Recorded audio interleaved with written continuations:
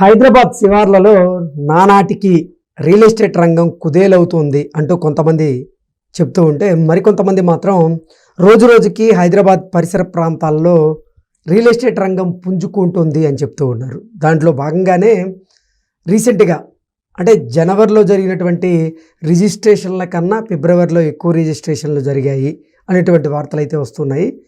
అదీ కాక పుప్పాలగూడలోనే ఒకే ఒక్క ఫ్లాట్ 9 కోట్లకు పైగా అమ్ముడైనటువంటి నేపథ్యంలో అసలు రియల్ ఎస్టేట్ రంగం ఇప్పుడు హైదరాబాద్ శివారు ప్రాంతాల్లో ఎలా ఉంది అనేది పూర్తి స్థాయిలో మనం విశ్లేషణ చేసుకుందాం. ప్రస్తుతం మనతో పాటున్నారు రియల్ ఎస్టేట్ రంగంలో 30 సంవత్సరాలకు పైగా సుదీర్ఘమైనటువంటి అనుభవం కలిగినటువంటి ప్రముఖ real estate expert Nandi Rameshwar Rao గారు. వారితో మాట్లాడదాం.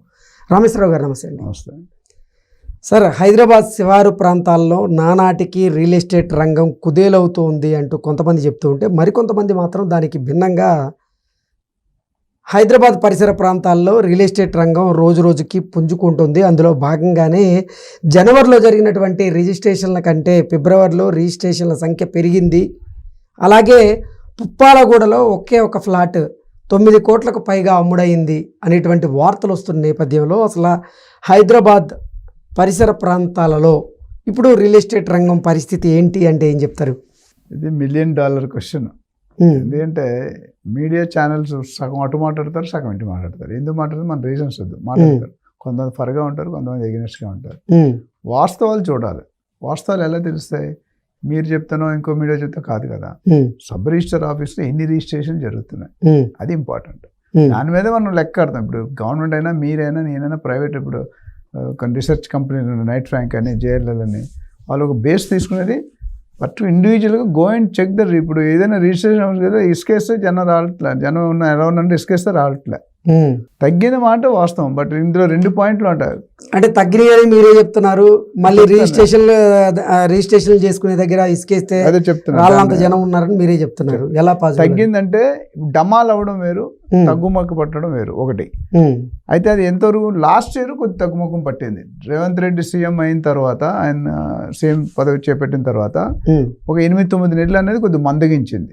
ఓకే, డెఫినెట్గా డమాల్ అవ్వలేదు. మళ్ళీ చెప్తున్నా, స్లో డౌన్ అయింది. స్లో డౌన్ అనేది వేరు, డమాల్ అనేది వేరు.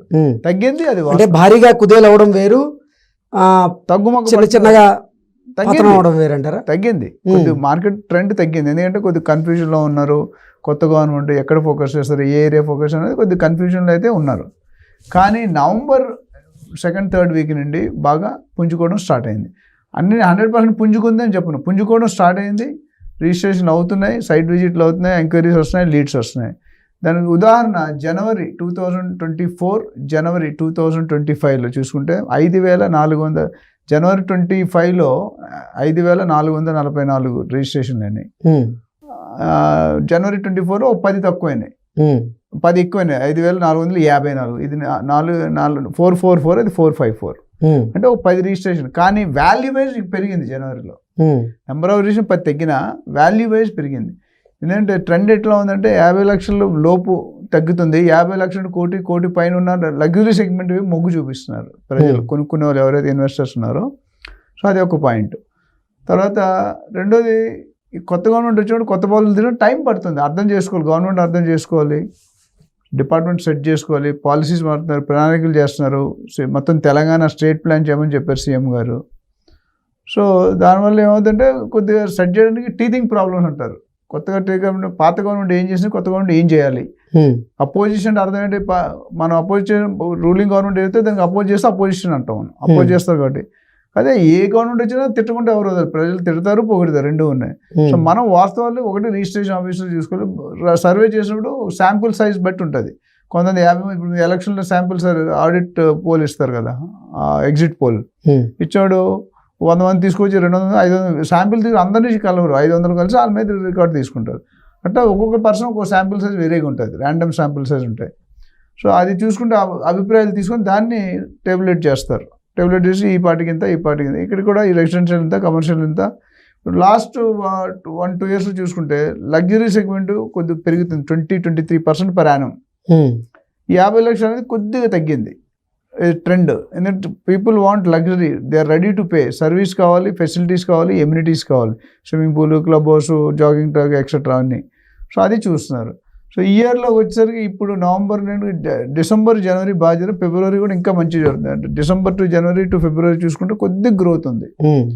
వాల్యూ అయితే 100% ఎక్కువనే ఉంది. బట్ నెంబర్ ఆఫ్ రిజిస్ట్రేషన్ 10 అనేది ఇటువంటి పెద్ద ఫరక్ పడదు. ఓవరాల్గా మన రెవెన్యూ చూసుకుంటారు. గవర్నమెంట్కి ఏమొస్తుంది రెవెన్యూ, ఎంత వస్తుంది? స్టాంప్ డ్యూటీ ఇన్ని వేల కోట్లు చేస్తే ఎంత డ్యూటీ, 7.6% స్టాంప్ డ్యూటీ వస్తుంది. అట్లా అది అయిన తర్వాత కొన్ని తర్వాత కన్స్ట్రక్షన్ పర్మిషన్ అది వేరే వస్తుంది. గవర్నమెంట్కి రకరకాల, ఒక ఎకరం జాగాలో రకరకాల ఇన్కమ్ వస్తుంది. ఇప్పుడు ఎల్ఆర్ఎస్ చేస్తే ఒక రకమైన ఇన్కమ్. స్టాంప్ రేట్లు పెంచుతూ ఉన్నారు, బేస్ భూమి రేట్, బేస్ వాల్యూస్, రిజిస్ట్రేషన్, దానికి 15-20 వేల కోట్లు అదనంగా వస్తాయి. సో ఓవరాల్గా సినారియో చూసుకుంటే మార్కెట్ డల్ అవ్వలేదు. నాకున్న పర్సనల్ ఒపీనియన్ బట్టి తగ్గింది. ఆ తగ్గుముఖం కూడా పెరగడం స్టార్ట్ అయింది. పాత స్వింగ్ రావడానికి మేబీ జూలై, ఆగస్ట్, దసరా కల్లా మంచి స్థాయిలో ఉంటుంది రియల్ ఎస్టేట్ అనేది నా అభిప్రాయం. ఓకే, అంటే 2025 జనవరిలో పరిస్థితి చూసుకున్నట్లయితే కొంచెం మెరుగైనట్టుగా మనకి మార్కెట్ వాల్యూ అవుతూ ఉంది. చెప్తాను. అలాగే డిసెంబర్లో పరిస్థితి ఎలా ఉంది, జనవరిలో ఎలా ఉంది, జనవరితో పోలిస్తే ఇప్పుడు ఫిబ్రవరిలో ఎలా ఉంది? ఫిబ్రవరిలో కొద్దిగా కంపారిటివ్లీ బెటర్ అనిపిస్తుంది. కొద్దిగా ఎక్కువనే అవుతాయి. జనవరిలో అయిన దాని మీద కొద్దిగా ఎక్కువ అవుతాయి. ఎందుకంటే the trend started. Ray of confidence ఏదైతే డౌన్ ఉందో, కస్టమర్ మొరైల్, ఇన్వెస్టర్ మొరైల్ ఏదైతే ఉందో అది డౌన్ అయింది. ఇప్పుడు కొద్దిగా పికప్ అవుతుంది. పర్లేదు, ఇంక మనం ఇన్వెస్ట్ చేయొచ్చు. ఎవరైతే ఇంకా కొంతమంది వెయిట్ అండ్ వాచ్లో ఉన్నారు, ఇన్వెస్ట్మెంట్ చేయాలా వద్దా, ఇంకా తగ్గుతాయి అనేది, నాకు తెలిసి రేట్లు తగ్గడం అనేది లాస్ట్ 1 yearలో రేట్లు పెరగలేదు. మరి పెరగకపోతే పుప్పాలగూడలో ఒక ఫ్లాట్ 9 కోట్ల రూపాయలకు పైగా ఎలా అమ్ముడైందంటారు? నేను అనేది లాస్ట్ ఇయర్ ఉన్న ప్రైస్లు పెరగలేదు, తగ్గిందని ఎక్కడే చెప్పలేదు. ఇప్పుడు మన డిసెంబర్ నుండి స్టార్ట్ అయింది, అంటే పీక్ సీజన్ స్టార్ట్ అవుతుంది. సో దానివల్ల వాల్యూ బట్టి ఇప్పుడు పుప్పాలు కూడా మంచి హైలైట్ ఏరియా. అక్కడ 9 కూడా 3,000 అడుగులు, 3,000 స్క్వేర్ ఫీట్. సో రఫ్గా 30,000 పడింది రఫ్గా మీరు చూసుకుంటే పర్ అడుగు. సో అక్కడ డిమాండ్ ఉంది కాబట్టి ఇప్పుడు అట్లానే జూబ్లీహిల్స్ ఒకటి 5.5 కోట్లు అవుతుంది ఒక ఫ్లాట్. అట్లా షేక్పేట 6 కోట్లకి వెళ్ళింది. సో రకరకాలు ఇప్పుడు 5 నుండి 10 కోట్ల మధ్య కొట్టాడుతుంది. అంటే జూబ్లీహిల్స్ కంటే కూడా ఇప్పుడు పుప్పాలగూడలోనే మార్కెట్ వాల్యూ ఎక్కువ ఉందంటారా? జూబ్లీహిల్స్ ఓల్డ్ సిటీ అండి. ఓల్డ్ సిటీ అంటే పాత సిటీ. జూబ్లీహిల్స్ కొనే క్రీమ్ వేరు, అక్కడ కొనే క్రీమ్ వేరు. జూబ్లీహిల్స్ అంటే స్టాటస్ సింబల్. ఇప్పుడు నేను బంజారాహిల్స్ ఉంటాను, జూబ్లీహిల్స్ స్టాటస్ సింబల్. కానీ అక్కడ మరి అంత స్టేటస్ సింబల్ కలిగినటువంటి జూబ్లీహిల్స్ లోనే మీరు చెప్పినట్లుగా మార్కెట్ వాల్యూ తక్కువ ఉంది. కానీ పుప్పాలగూడలో ఒక ఫ్లాట్ 9 కోట్లకు పైగా అమ్ముడైంది. దీన్ని ఎలా చూడాలి? జూబ్లీహిల్స్ హై రైజ్ ఉండదని మీకు సొసైటీ లాస్ ఒప్పుకో.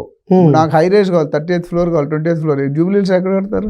వాటి టేస్ట్ వేరు. ఇప్పుడు ఎన్ఆర్ఐస్ ఎవరు వచ్చినా, వెస్ట్రన్ కల్చర్ వచ్చినా, their taste is different. They want complete high రైజ్లో కావాలి. 20th పైన ఉండాలి, దేశంలో మొత్తం టవర్లో హైయెస్ట్ ఉండాలి.